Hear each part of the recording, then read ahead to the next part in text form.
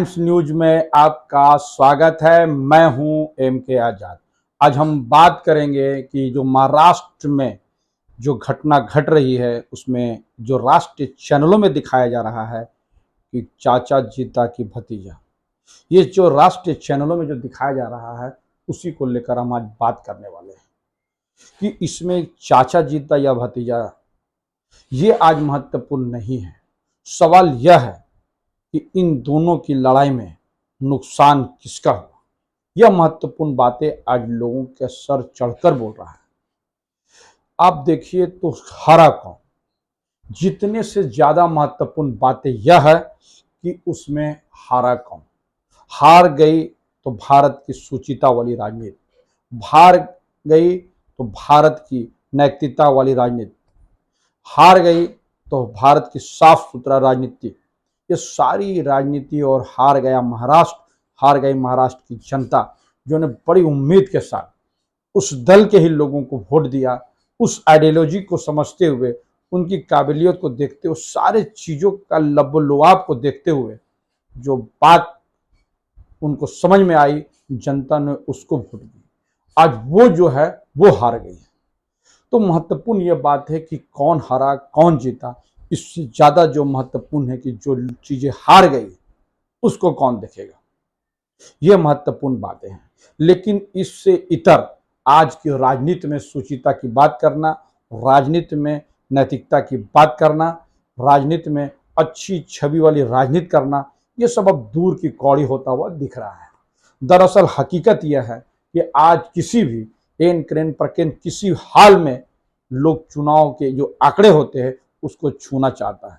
अपनी शक्ति चाहे जिस तरह से प्राप्त हो, चाहे वो अनैतिक दृष्टिकोण ही क्यों ना हो, वो किसी भी तंत्र से हो, वो सारी चीजों को अपना लेना चाहती है, अपने अंदर समावेश कर लेना चाहती है, उसको अपने अंदर से संचालित करने की जो प्रकृति है, ये जो सोच है, उसको अपने अंदर में समाना चाहती है। इसी को लेकर राजनीतिक कवायदे गढ़ी जा रही है। ये खेल कोई अजीत पवार, प्रफुल्ल भाई पटेल, ये सारे लोग खेले, ये कोई नई खेल नहीं है। दरअसल इसकी खेल की शुरुआत तो शरद पवार खुद किए थे, इससे किसी को इनकार नहीं करना चाहिए। इंदिरा गांधी को भी इसी तरह से उन्होंने उसका साथ छोड़कर सबसे पहले एक नई राजनीति को जन्म दिए थे। उसके बाद जब वो फिर वापस आए कांग्रेस में, तो याद कीजिए तो सोनिया गांधी को प्रधानमंत्री बनाने की बात तय हो गई थी और सारे सांसदों ने एक मत से सोनिया गांधी को जो है प्रधानमंत्री बनाने का जो प्रस्ताव पारित कर चुकी थी। उस वक्त में शरद पवार ने एक नई बात का आगाज किया और उन्होंने विदेशी मूल के मुद्दे को उठाया और वो चाहते थे कि किसी तरह विदेशी मूल का बातें कांग्रेस पार्टी में हवा की तरह फैले और लोग उसके तरफ माइल हो और वो प्रधानमंत्री बन जाए। इससे किसी को इनकार नहीं किया जा सकता और ना ही कोई इसमें इनकार कर सकता है। राजनीति के दो दांत, मैं कहा ना, मैं राजनीति के दो दांत होते हैं, एक हाथी के जैसे दो दांत होते हैं, एक दिखाई देते हैं, एक दिखाई नहीं देते हैं, वही हाल है। और राजा का जो ढाई घर है वो शतरंज की जिस हिसाब से होती है, तो कहा जाता है कि राजा का ढाई घर, लेकिन राजा कभी ढाई घर चलती नहीं है। चलती है तो उसके शतरंज के घोड़े जो सभी प्यादों से ऊपर उछल कर वो अपने 8 घरों को पूरी कर लेते हैं और किसी को पता भी नहीं चलता। इसीलिए कहा जाता है कि जब शरद पवार जी उस वक्त में गुगली फेंक रहे थे, कभी बॉल इधर कट रहा था, कभी बॉल उधर कट रहा था, उस वक्त में इस पर पार्टी को जन्म दिए और उसके बाद एनसीपी का जन्म हुआ। और जिस हिसाब से उन्होंने कुछ लोगों को तोड़कर एनसीपी बनाई और एक वक्त वो भी हम लोगों ने देखा कि नेशनल पार्टी का रूप में जो एनसीपी जो है ना परिवर्तित हो गई थी, यानी नेशनल पार्टी तक बन गई थी। धीरे धीरे सिकुड़ता चला गया और सिकुड़ते सिकुड़ते आज जिस पोजीशन पर है, आप उसको बखूबी देख रहे हैं कि वो अपने भतीजे से मात खा गए और राजनीति में जिनको उन्होंने हाथ पकड़कर राजनीति सिखाई वो उनको धोखा दे दिए। उनके सबसे ज्यादा विश्वस्त प्रफुल्ल भाई पटेल, प्रफुल्ल पटेल जी उनको धोखा देके चले गए, छगन भुजबल जी उनको धोखा देके चले गए। ये सारे लोग उनके वफादार सैनिकों में उनकी गिनती होती थी। तो शरद पवार का ये जो गुगली, जो पुरानी गुगली है, आज उनके ही सर पर जो पड़ने लगी, तो उनको सारी बातों का ज्ञान तो हो ही जा रहा है। इससे किसी को इनकार नहीं करना चाहिए। सिर्फ यही नहीं, आप बात कीजिएगा तो कोई बहुत दिनों की बात नहीं है। हाल के दिनों में अगर गौर करें तो जिस वक्त में राहुल गांधी जी अडानी के मामले को लेकर लगातार अडानी को घेरने का काम कर रहे थे और उनको देश और विदेश सब जगह पे घेरने का काम कर रहे थे, और एक तरह से ये स्टैंड बन चुका था कि हर हाल में अडानी को झुकने की स्थिति थी और सरकार इसमें घिराती जा रही थी, उस वक्त में शरद पवार ने एक बयान देकर राजनीतिक हलचल पैदा कर दी। उन्होंने अडानी का साथ देने का निर्णय लिया और जो बयानबाजी आई वो इस बात का इशारा है कि उन्होंने अडानी का बचाव किया। क्या ये गुगली नहीं थी राजनीति में?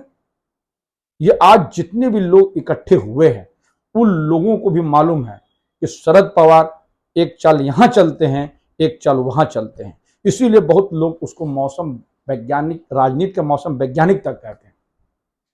लेकिन जब अपने पे बन आती है तो सारी जो अकलमंदी है वो कहां चले जाती है, शरद पवार को देखकर अंदाजा लगाया जा सकता है। यही नहीं, जिस समय में एकाएक शरद पवार एकनाथ शिंदे से मुलाकात करने चले जाते हैं और राजनीतिक गलियारों पे ये बात चर्चा हो जाती है कि शरद पवार का अगला स्टेप क्या होगा। उस वक्त में लोग, और खासकर जो अभी जो गठबंधन बन रही है जिसको महागठबंधन कहा जा रहा है, वो लोग सत्ते में आ गए थे। एकाएक शरद पवार जब सीधे निकलकर प्रधानमंत्री नरेंद्र मोदी से भेंट करने चले जाते हैं तो ये भी राजनीतिक गलियारों में एक चर्चा का विषय बन जाता है। लगातार गुगली फेंकने का आदी शरद पवार आज गुगली से खुद परेशान है। अब वो कह रही गुगली नहीं है, एक रॉबरी है। धीरे सही, लेकिन शरद पवार को अंतिम समय में यानी 82 वर्ष में उनकी जो पिछली कहानी है वो एक तरफ फिर से आता हुआ नजर आ रहा है। तो सवाल यह उठता है कि क्या इसका बीज शरद पवार ने खुद बोई थी? तो राजनीतिक गलियारों पर और राजनीति पर अपनी पकड़ रखने वाले इस बात को दबी जुबान में तो कहते ही हैं, कुछ लोग तो खुलकर कहते हैं। और जो बात अभी अजीत पवार और प्रफुल्ल पटेल जी और उनके कुछ लोग कहते हैं, खासकर छगन भुजबल की मैं बात करता हूं, उन्होंने कहा कि इस तरह की घटनाएं पहले हो चुकी है और कई बार शरद पवार जी भारतीय जनता पार्टी से बात करने के लिए कई लोगों को भेज चुके हैं। ये सब बात राजनीतिक गलियारों पे अब चर्चा का विषय है। कौन सच कह रहा है, कौन झूठ कह रहा है, ये तो जनता जानती है। लेकिन निश्चित तौर पर हम आज कह सकते हैं कि जिस हिसाब से भारतीय जनता पार्टी ने जिस परिपाटी को जन्म दिया है, एक वक्त आएगा कि इसकी भी खमियाजा भारतीय जनता पार्टी को होता हुआ दिखेगा। अंदर बीजेपी के अंदर खाने से बहुत से ऐसे नेता हैं जो दबी जुबान पे ये कहते हैं कि ये परिपाटी सही नहीं है। परिपाटी हो क्यों नहीं? क्योंकि 106 एमएलए की जो पार्टी महाराष्ट्र में भारतीय जनता पार्टी है, वो 40 विधायकों को तोड़कर आने वाले एकनाथ शिंदे को मुख्यमंत्री का ऑफर दे देती है। ये बड़ी महत्वपूर्ण है। सिर्फ यही नहीं, एक मुख्यमंत्री की बात होती तो सहा जा सकता है, लेकिन अपने साथ 10 मंत्रियों को भी मंत्री बनाने में कामयाब जब एकनाथ शिंदे हो जाते हैं तो बड़ी बड़ी बातें अंदर से नजर आने लगती है। और भारतीय जनता पार्टी के जो एमएलएस है उसके अंदर खाने की जो रिपोर्ट है वो बताती है कि ये सब उन लोगों को गवारा नहीं है। वो लोग इसको एक्सेप्ट नहीं कर रहे हैं, लेकिन मजबूरन पार्टी के जो फैसले हैं उसके साथ खड़ा होने के लिए मजबूर हो रहे हैं। यही बात नहीं रुकी जब अजीत पवार अपने पार्टी से बगावत करके जब यहां आते हैं तो रातों रात इस बात का तय हो जाती है कि अजीत पवार वहां के उप मुख्यमंत्री बनेंगे। सिर्फ यही नहीं, अपने साथ आए 9 विधायकों में सभी को वो मंत्री बनाने में कामयाब हो जाते हैं। गजब की सहन शक्ति आप देखिए भारतीय जनता पार्टी के विधायकों में है। क्या यह सहनशीलता है कि उनकी मजबूरी? ये सारे लोग अपने दिल पर हाथ रख के कहते हुए नजर आते हैं। लेकिन इनका सुनेगा कौन? वो यही गाना गाते हैं, कौन सुनेगा, किसको सुनाओ, इसीलिए चुप रहते हैं। आज भारतीय जनता पार्टी के जो नेताओं का ये जो एमएलएस है, उनके अंदर खाने में जो चलती हुई बातें हैं वो साफ नजर आ रहा है। और यही नहीं, जब एकनाथ शिंदे जिस मुद्दे को लेकर अपनी पार्टी को तोड़े थे, तो याद कीजिए, ये ज्यादा दिन पुरानी बातें नहीं है। 1 साल अभी सरकार ने पूरी की और अचानक जो बाला साहब ठाकरे को लेकर दोनों पार्टी जिस हिसाब से एक साथ अलग होती हुई दिखी, यानी एकनाथ शिंदे भी बाला साहब ठाकरे को अपना नेता माना और उद्धव ठाकरे के तो पिताजी ही हैं, वो तो उनको नेता मानने के लिए तो पूरी तरह तैयार ही थे।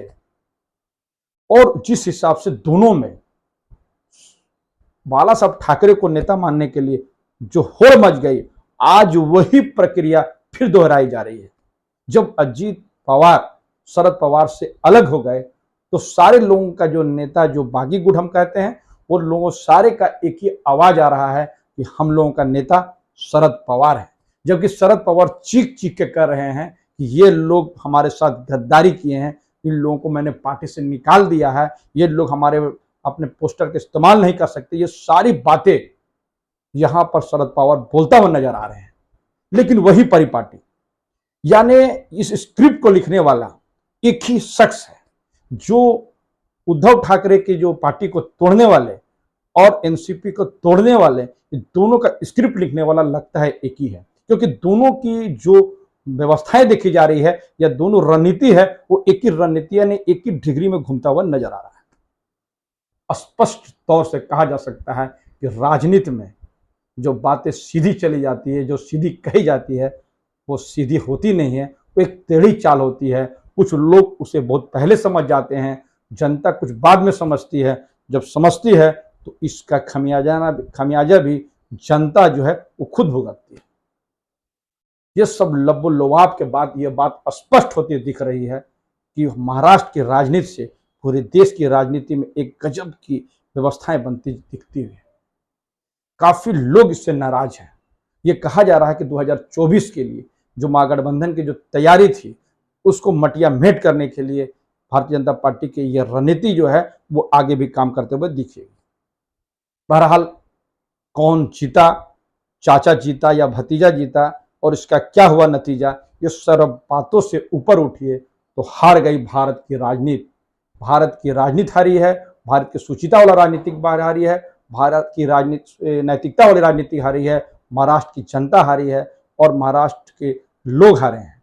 इस सारे बीचों में इस बात को हम यहीं पर ख़त्म करते हैं। हमारा ये वीडियोस कैसा लगा अपने कमेंट्स बॉक्स में ज़रूर लिखें, और जिन्होंने अभी तक हमारे वीडियोस को सब्सक्राइब नहीं किया, उससे निवेदन है कि सब्सक्राइब कर दें। नमस्कार।